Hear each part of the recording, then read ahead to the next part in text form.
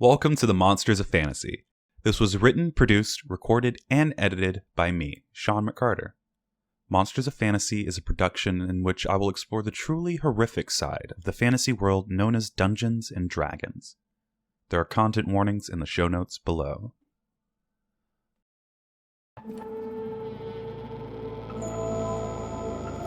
Episode 8: The Giant Bat.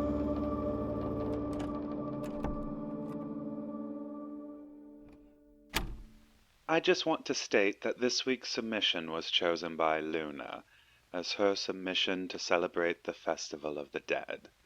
I'm not sure if this counts as a monster, but when I asked the boss, he sang, "As long as there's a story, it can be an entry."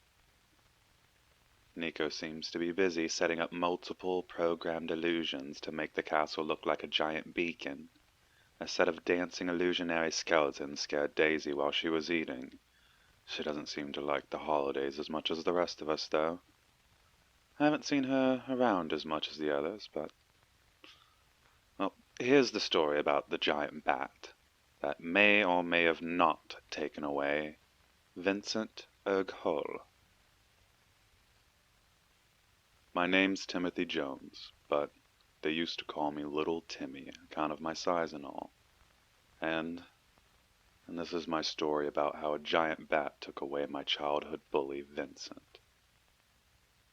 You see, Vincent was the leader of a local gang of kids who liked to bully me because I was smaller than them. Vincent was a half-orc about 3 years older than I, and we had all grown up at the same orphanage. We were both children of St. Paul's School and Home for the Forgotten, or if you were just visiting the northern slums of Voron. Father Leland was a heavy-set old man who was a rather devout worshiper to Apollo, the god of, healing and life. He always wore that large lyre either stitched into his robes or adorned in his jewelry. Then there were the 5 aides. Mr. and Mrs. Thompson, a middle-aged married couple who retired from a few years of adventuring and instead devoted their lives to assisting Father Leland at the orphanage. The next were a pair of sisters, or so they called themselves. One was a mid-20s black tabaxi who had bright green eyes and a button-pink nose. And is definitely the tallest person I'd ever met. We called her Mother Minx. Her sister, though, Mother Mary, was a red-headed human. She had matching green eyes, but instead of whiskers, she had freckles, and was about half her height. They grew up at the orphanage together, and like a lot of people tried but never committed to doing, they stayed and made sure that every child after them at least had it a little bit better than them. The last permanent member, at least while I was there, was Mr. Toby. He was a weird man and led a lot of the religious studies alongside Father Leland. He was a tall and thin man who worshipped Apollo as much or if not more than the Father. But this isn't a story about the weird times of Mr. Toby, who even in his nightgown was adorned in minimum 3 religious artifacts, nor about the time when Sarah Michaels fell out of a tree and he ran over casting a spell that reeked of death and decay, saying it was to keep her stable while he grabbed Father Leland. Nor about the time I am positive I saw Father Leland reattaching his severed but talking head. No, this is a story about Vincent Hull and his friends, another half-orc who called himself Finn, but his real name, or whatever the adults called him, was Fendrin. His only other friend was a dragonborn named Kriv. He was a black dragonborn who, now looking back on everything, was probably bullied into being Vincent's friend more than anything. Growing up in an orphanage in a not-so-affluent part of town meant that we all had our issues, but for the most part, our collective of less-than-favorable races was a good bunch. I made friends there who came and went over the years, one of which, Abadana, I try and keep in contact with every now and again. But, unfortunately, she didn't move in until after this incident, and I had to deal with this all alone. 3 days before the Festival of the Dead was supposed to take place, I was sitting outside on the back steps of our orphanage. It was a chilly afternoon that fall, not the bone-setting chill that we would experience the coming winter, but enough that I was layered in my knitted sweaters. The other kids were in the backyard playing in piles of dead leaves or playing in the chalk maze we drew in the sand. I, however, sat alone reading some adventurer's novel that Mother Minx had given me. It was about the dangerous and evil pirates that set sails in the seas. However, before I could really lose myself behind the words of the book, Vincent and his motley crew had come over to interrupt me.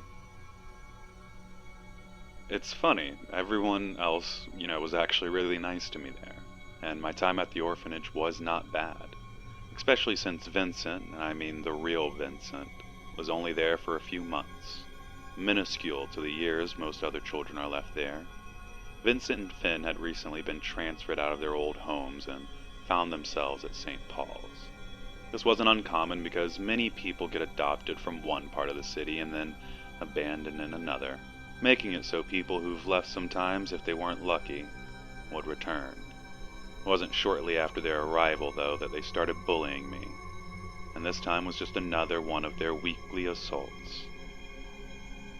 I don't remember what words were exchanged during this interaction, but I can paint you a very vivid picture of what transpired.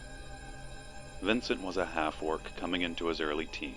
Zits covered his green face, and between the boils, peach fuzz started to grow. He spat some orders, and I could see hints of tusk trying to sneak their way out between his lips. It was something he was proud of, thinking it meant he was becoming a man. Behind him, Finn walked out. As far as facial features go, Finn was equally green and equally zitted. However, Vincent wore his hair cut very short and low, while Finn let his hair run rampant to the point of covering his eyes. And while Finn hadn't grown his tusk yet, indicating his growth, he was just as towering as Vincent. Except Vincent was unreasonably wide for an orphan 13-year-old, and Finn was skinnier and more gaunt. The pair almost looked comical, something I refrained from saying. Finn walked over and loomed over me, pushing me back down as I started to stand. I knew what they were doing. Back then I had no idea why I was the source of their bullying and why they picked on me. I figured it was because I was a nerdy little gnome and they were just the Neanderthals of our time. But I now know they too were hurting. You don't wind up in foster care, especially one like this, if everything's going just peachy in your life. No, they were dealing with their frustrations the only way they knew how. But I stand by for trying to stand up for myself. I refuse to let my life be in misery for their sake. It was incredibly dumb, though, and not as brave as I made it sound. You see, I'm still a small gnome, so after I jumped and punched Finn in the groin and tried darting between his legs, I thought I was scot-free. But on the other side was a black blur rushing towards me. I felt the cold, rough scales of Kriv's tail whack me across the body.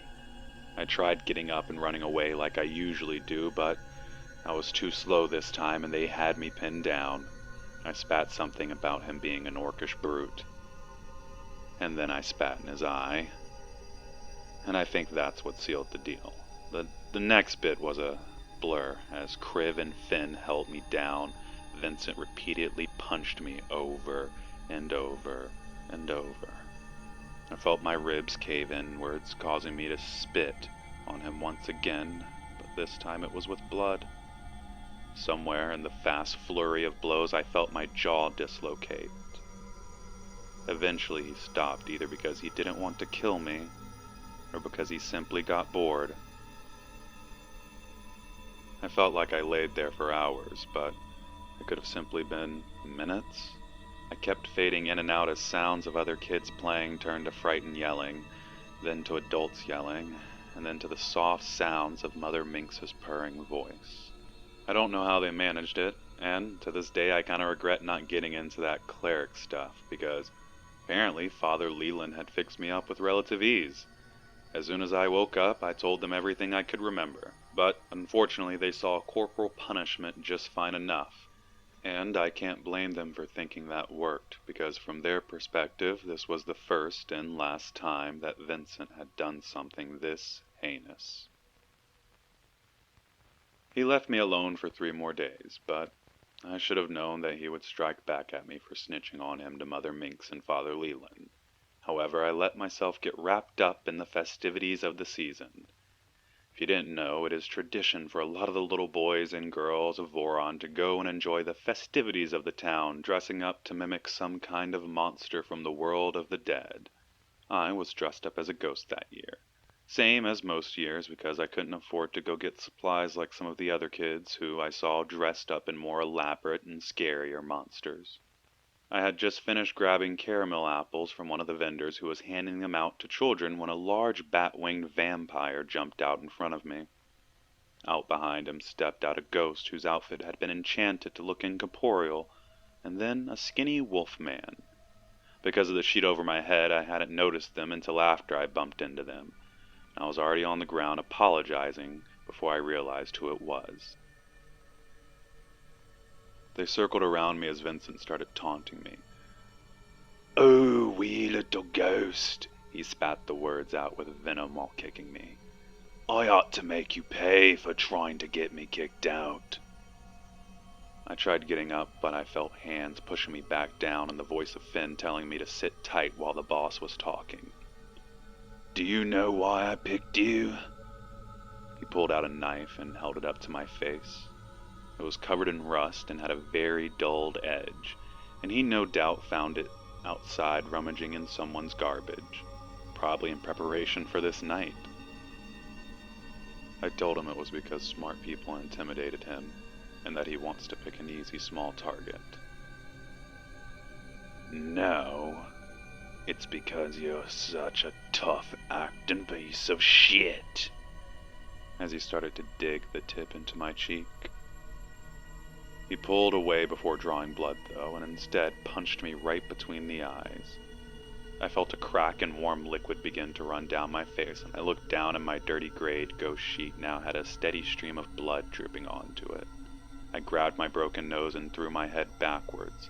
My eyes then met with Finn, and I saw Kriv kinda standing in the background behind him. He placed the bottom of his boot on my head and kicked me back forward with so much force he sent me tumbling another 2 or 3 feet. That made Vincent laugh. A deep, maniacal laugh that I would think impossible of a child.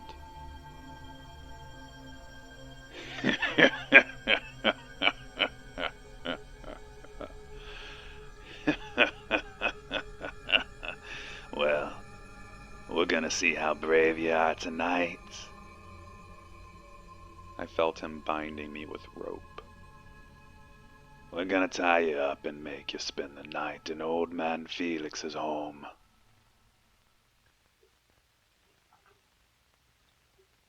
Old Man Felix was just a name, one that I'm not even sure where it originated from, but it was the name we kids at the orphanage called it. A home shrouded by mystery and fear, partly because it was an old decrepit 2-story building that looked like it was about to cave in at any moment, and partly because it was due to the rumored disappearances surrounded by the place.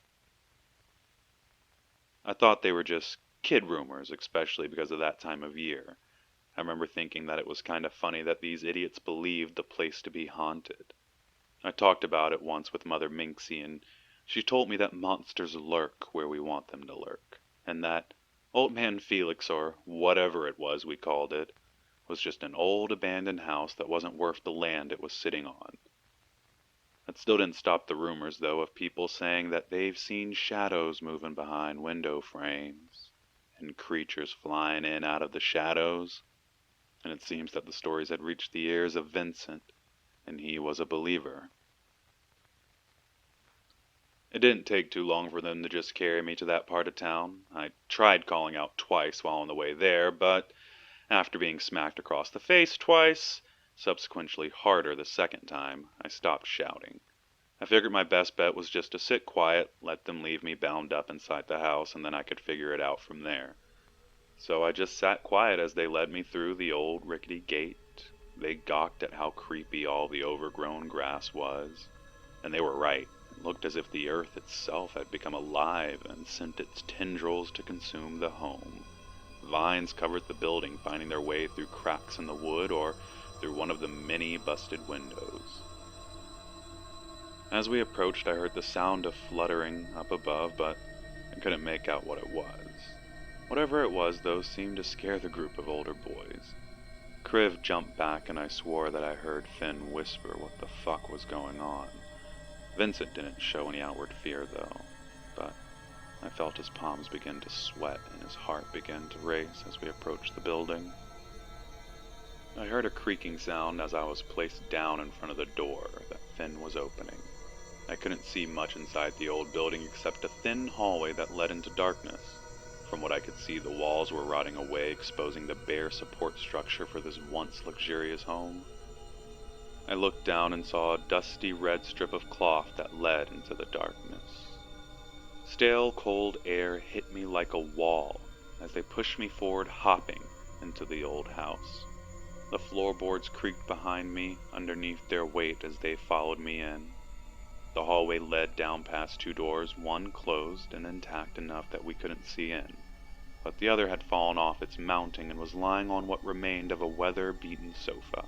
The walls in here were damaged from water, but at least weren't rotted all the way through.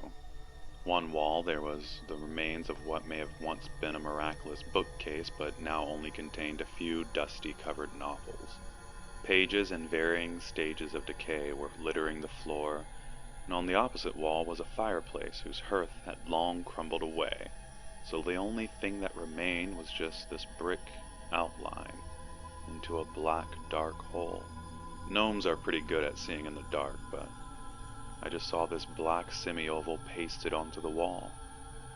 I heard Finn whisper about seeing something move in the darkness. I don't know if we were looking into the same room, because I for sure hadn't seen anything move. Instead, I kept hopping down the hallway into a large square room that seemed to take up most of the house's living space. On two sides of the far wall were two large staircases that met each other at the top of a tall balcony. Below the balcony was just a lifted-up area that was probably once draped in nice fabrics and maybe a piano set up there to please the guests, but it was now just empty and covered in this rough gravel-looking substance that seemed to pile up in areas. The room had two doors on the far back wall, both closed shut. On the far left, I could see in the dark shadows the faint outline of another hallway leading into the darkness. This room, you could tell, used to be a decorative sitting room. However, now all the furniture that was left intact had ruined upholstery. Some were weather damaged, but some were definitely smashed and ripped apart. I could tell that the broken, jagged pieces that remained of the large dining table was caused by something large smashing into it, not by weather or decay. I looked up and the ceiling seemed to go on forever into darkness. I saw a large chandelier in the center of the room, but couldn't make out its state because of the lack of light. I could see part of it had fallen, though, because in the center of the room, where the floor was the most rotted and decayed, lay shards and pieces of broken glass. I felt Vincent push me further forward into the room, causing me to hop towards the stage. I was still bound in my ghost sheet in the rope that Vincent used, so after a few hops, my foot caught on an upraised board, causing me to clatter to the floor. It wasn't a loud sound, but it was the first one that had really disturbed the air, aside from the whispering we had been doing. After a brief moment of silence, I heard Kriv whispering and saying something underneath his breath. I couldn't quite hear what it was, but he seemed to be really uncomfortable with the darkness that surrounded him. I realized now that was because, unlike the rest of us who could at least kind of see in that house, Kriv must have been in complete, total darkness, and that almost everything that transpired past the cold threshold he has only seen as fleeting black shapes. That explains why he got so scared. After I had fallen, Vincent had let out a loud laugh, and a handful of bats were startled by the sound and flew out of an unseen window on the second floor. "Look at this place," he said, grinning. "Brave little Tommy thinks he's so smart and tough, but I bet you couldn't stay the night in a place like this." He walked over, picking up a piece of wood and poked it into a part of the wall that was discolored and darker than the rest. His plank pushed through, causing a wet puncture sound. When he removed it, I saw a dozen or so spiders run out on the wall. Both Finn and Vincent said ew in unison, but Kriv started panicking for some reason. He kept asking what we were seeing and what was going on. I watched him back up, but because he wasn't paying attention, he fell over the broken remains of an armchair. The large clatter caused a handful more of bats to fly out, and with my dark vision I watched Kriv flail wildly and wave his arms swatting at the air, presumably thinking the bats were flying towards him. In a panicked high-pitched scream, Kriv ran back to the hallway that led out the house. I watched as the darkness ate his flailing black-scaled limbs and ghostly outfit.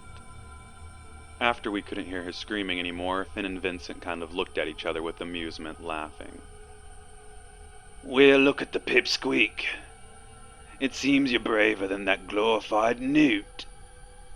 Finn then laughed and said that the only reason I hadn't run away was because my wee little legs were bound, and said I would have ran as soon as we entered the house. I didn't pay them any attention, though, because I started to see movement in the shadows behind them. I saw the silhouette of a man move along the wall, and I glanced behind me towards the only window on the back wall, and to my surprise, I didn't see anyone there. Vincent laughed about me being spooked out, but I think Finn saw something too, because he was glancing around the room nervously. We're all gonna sit outside tonight and make sure you don't escape. Vincent said this as he walked back to where I was lying on the ground. Maybe the spiders will nest inside you. He then poked me with the end of the plank he had just stuck into the wall. Or maybe the spooky monsters of the night will come eat you, he said, spreading his costume out and then baring his teeth together, making him look like a vampire but with inverted fangs. Behind him, though, the wolfman Finn was staring up at the ceiling. I noticed his entire body trembling.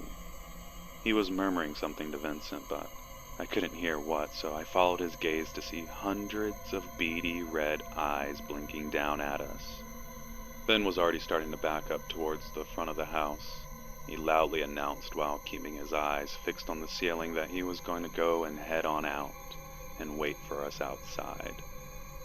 Vincent turned around mockingly. What? Are you scared? Seemingly oblivious to the thousands of bats from above.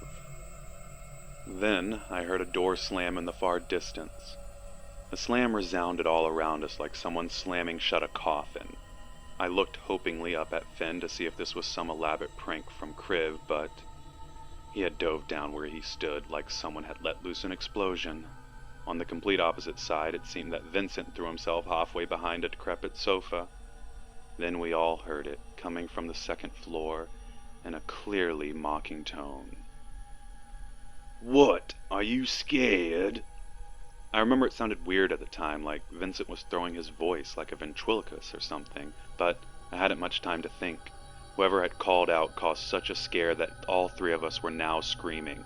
Over the course of our screams, though, I heard the beating of thousands and thousands of tiny wings. I dared take a glance up into the darkness, and my worst fear started coming to life as the air above us filled with hundreds of bats, all screaming and flying down towards us. I saw Vincent run, stumbling and tripping towards the front door. Finn started swatting at the creatures that were descending on him, but I was preoccupied with my own troubles.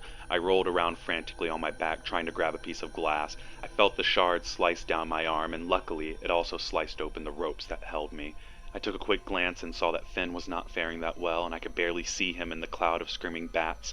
I decided to scamper to the far side of the room, though, and dove into one of the piles of gravel. Except as I was covering myself to be hidden, I realized that the little beads of rock that covered this home were actually millions and millions of bat pellets. I started to gag, but I had to swallow that desire to vomit. I heard off in the distance Vincent beating on the front door, shouting that someone let him out and save him. His cries sounded high-pitched and frightened, bleeding into the shrieks of the bats that surrounded us. Then I saw the massive black beating wings that surrounded Finn start to rise. Finn's limbs started kicking and breaking out of the torrent. Eventually he swatted enough of them away that I could see that his costume had been ripped to shreds. I saw ribbons of blood streaking his green skin. He was screaming as he ran towards the window, and without hesitation, Finn threw himself through the already falling apart frame. I watched as dozens and dozens of these bats started funneling out of the window after him. And again I heard from above me the sound of someone else mocking Vincent, but For the briefest moment, it actually sounded like Vincent shouting from the balcony above. To make sure you don't escape. But I knew it wasn't him, for Vincent came storming back into the large room, throwing the severed wing he just ripped off of a bat to the ground. While swinging his rusty knife through the air wildly, he ran to the center of the room, covered in blood. His Halloween costume was ripped to shreds, revealing his green skin. All over his body were dozens of tiny little bite marks. He was looking around the room wildly. I guess from his perspective, after returning to the room just mere seconds ago, the only other person here was whatever was talking from the second-floor balcony. Vincent started taunting whatever it was. I remember it didn't make sense at the time, and maybe I'm just remembering it all wrong, but he kept calling him a white bastard. Was making fun of his poofy hair? Clearly thinking that some specter was going to kill us, I started looking for a way out. As I looked up, though, I noticed the chandelier was swinging above us. My eyes almost kept scanning the rest of the room until it seemed it was starting to snap and fall from its chains. I was about to scream out at Vincent, who had been standing underneath it, until I saw the chandelier begin to unfold its wings. 2 large leather kites caught the air to slow its drag, but it still slammed down behind Vincent and caused the rotting floorboards underneath to splinter. I know I'm a gnome, and everyone tends to think gnomes exaggerate how large other creatures are, but I promise you this was some kind of mutated monster. Maybe it was once a normal bat, but this thing stood 6 foot high, and that was while hunched over, crawling on its giant clawed nubs. It rotated its head so one of the large cup ears was now facing in my direction. Luckily, though, a whimpering half-orc was blocking its line of sight. Maybe Vincent thought these creatures were actually blind, or was just simply too scared to move. But I watched the giant bat walk over to Vincent, sniffing at the air with its mutt-like face. I saw it open its mouth to expose its vampiric canines, but instead of clamping down on Vincent's shoulder, it instead screamed at him. It didn't sound like a scream, though. It sounded like a high-pitched bell being rung repeatedly from its throat. Vincent was much closer than I, so he started staggering as he clutched his ears. I watched as this beast rotated its ears, tracking Vincent as he began to run away. The bat unfurled its wings, stretching them for what seemed to be over half the room, and with one giant leap, it soared over Vincent, cutting him off. He tried turning around and running away, but before he could make it 2 more steps, the bat snatched him by his ankles and hoisted him up in the air. Then Vincent started convulsing wildly, trying to escape, twisting and turning whichever way, but the bat hoisted him higher into the air, closer to its open mouth. That's when I ran. I ran as hard and fast as I could, hurling myself out the same window Finn had exited through. I regret taking the few seconds to turn around and look, though, because then maybe I could lie to myself at night and lie about the events that transpired that night. I'll save you the gruesome image, but I'm positive that Vincent Hall died that night. There's no way any normal person could have survived that, let alone a child. I started running back towards the orphanage to get help and ran into Mr. Toby and Finn. Finn may have been a delinquent, but he came through and told the adults about what happened, or at least that something happened. I told them that Vincent had been hurt real bad, and I couldn't bring myself to say he was killed at the moment. I want them to see for themselves. But, to my shock, before we started moving, I heard shouts and screams behind me. I turned around and saw Vincent bounding up the dirt road towards us. Mr. Toby rushed past to go hug him, asking if he was okay. And he was. Yeah, he had small scratches, a few bite marks. His costume was still shredded to pieces. However, the head that I saw, clearly missing from his shoulders mere minutes ago, was right there. He told Mr. Toby that he was fine and that we simply had a run-in with a few bats. And just like that, Mr. Toby took all of us home to be healed up. I kept my eye on Vincent the next few weeks, somewhat doubting what I saw at times, thinking that maybe it was a trick of the light.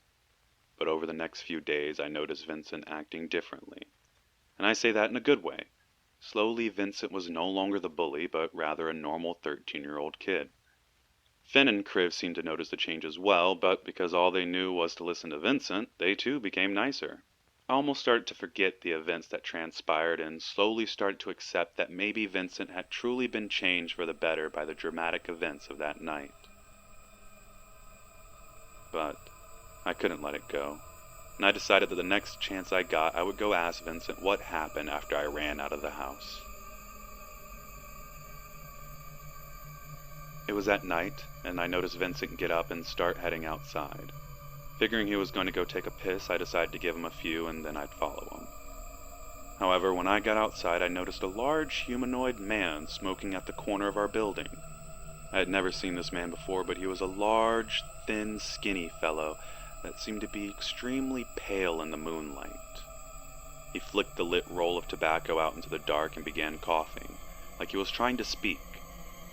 And finally, when he did so, I ran back inside.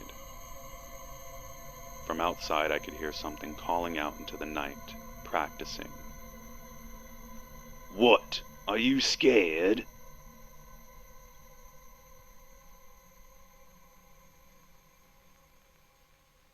Well, that was an interesting one. I have no idea why we're doing an entry on some stupid bat, but I digress. The giant bat. Physiology. It is a bat, but giant. They stand almost 160 centimeters tall instead of 16 centimeters tall. They have wings like a bird, but the body of a mammal. They are primarily nocturnal creatures and use echolocation instead of their eyes to navigate and look around. Weaknesses or resistances? Well, none, really. They're just normal bats, but rather large. They can be killed like any normal beast. Attacks. This part is rather fun, though. They use all the same attacks that we saw the swarm demonstrate when attacking that Finn fellow, but because of its size, the attacks of the giant bat are much more devastating. While a seasoned and adorned adventurer would have no problems withstanding an ambush by these things, a mere child can easily become their prey. And that brings an end to this entry. But you know I'm rather curious about that Vincent fellow, and Finn. I know a Finn, or at least Finn a few years ago. The Finn that I knew was a changeling, and he was a part of the Blood Keep, a criminal organization that runs rampant in Voron. A few years back, a few friends and I got together and had a run-in with them. They were running a chain network moving drugs in and out of Voron, but we never really found much more than that. I have no idea why this person, though, was calling the god a different name. It was eating at me, so I brought it up to Nico. He simply just said it was a translation issue and kept carving pumpkins with mini levitating knives. But it still ate at me, so I had Cadwin go down to St. Paul's School, home for the fortunate. He said it was almost exactly as described, except that it was indeed a church to the god Lythander. None of the patrons present seemed to know anything about an Apollo, but when we brought it up about Father Leland, they confirmed he had passed away about 12 years ago, but that he was a devout worshipper of Lythander. Cadwin also wanted to let me know that both Minxie and Mary are still there and are in good spirits. I guess it was just a simple gnomish translation error.